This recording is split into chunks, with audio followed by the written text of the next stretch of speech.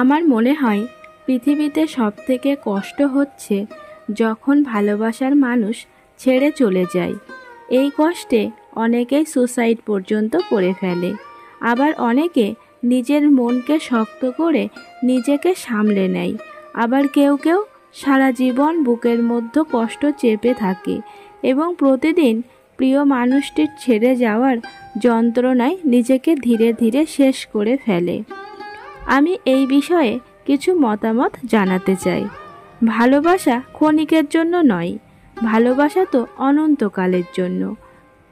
তাও কেন জানি না, কেউ না কেউ ঠিক ছেড়ে চলে যায়। তখন ভালোবাসার দুটি নয়, বরং একটি হৃদয়ের হয়ে থেকে যায়। কারণ দুজন একসাথে কখনো ছেড়ে চলে যায় না, একজনই যায় আর একজনের মন ছারখার করে দিয়ে। এরকমই একটি ঘটনা আমি আপনাদের সাথে শেয়ার করছি, শুনুন তবে। ঝুমা ও মামার বাড়ি থেকে মানুষ।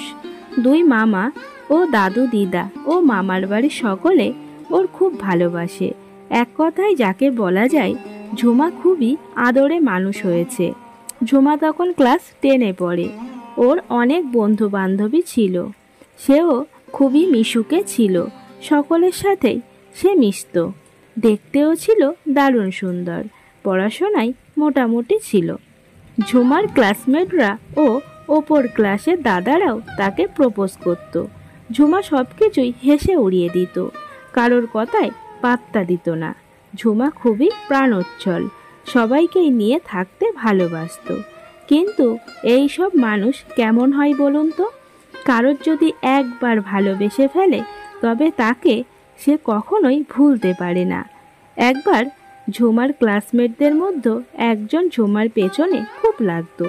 সে বারবার প্রপোজ করত, কিন্তু ঝুমা পাত্তা দিত না। সে ছেলেও নাছোড়বান্দা, নিজে বারবার ব্যর্থ হওয়ায় বন্ধুদের দিয়ে ঝুমাকে বলাতো। ঝুমার বন্ধুরাও বারবার বোঝাতো, দেখ ছেলেটি ভালো, পড়াশোনায়ও খুব ভালো, এইসব 7-5 আর কি। ঝুমাকে তাও কেউ নরম করতে পারেনি। এবার ওর বান্ধবীরা বোঝাতে লাগলো।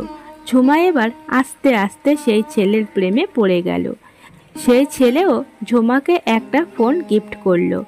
দীর্ঘদিন তারা কথা বলতে লাগলো, দেখা করতে লাগলো। ঝুমাদের তখন স্কুল শেষ এবং সবাই যে যার মতো করে ছড়িয়ে পড়ল। একই রকমভাবে ঝুমার ভালোবাসার মানুষটিও চলে গেল হোস্টেলে ভালোভাবে স্টাডি করার জন্য, যাতে ভালো চাকরি পায়। আর ঝুমা কলেজে ভর্তি হলো। সেখানে গিয়েও সে ঝুমাকে ফোন করত, ভালোভাবে কথা বলতো, বিয়ের প্রতিশ্রুতিও দিয়েছিল।